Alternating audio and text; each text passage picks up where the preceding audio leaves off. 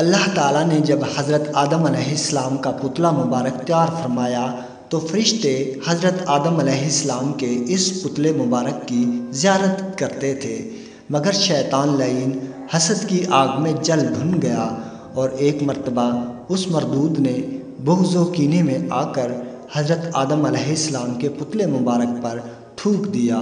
یہ تھوک حضرت آدم علیہ السلام کی ناف مبارک کے مقام پر پڑی۔ خدا تعالیٰ نے حضرت جبرائیل علیہ السلام کو حکم دیا کہ اس جگہ سے اتنی مٹی نکال کر اس مٹی کا کتا بنا دو۔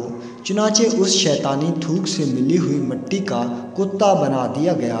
یہ کتا آدمی سے مانوس اسی لیے ہے کہ مٹی حضرت آدم علیہ السلام کی ہے، اور پلید اس لیے کہ تھوک شیطان کی ہے، اور رات کو جاگتا اس لیے ہے کہ ہاتھ اسے جبرائیل کے لگے ہیں۔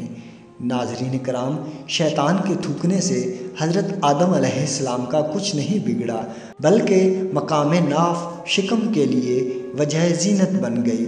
ناظرین کرام، امید ہے ویڈیو پسند آئی ہوگی۔ ہمارے چینل کو سبسکرائب کیجیے۔ اللہ نگہبان۔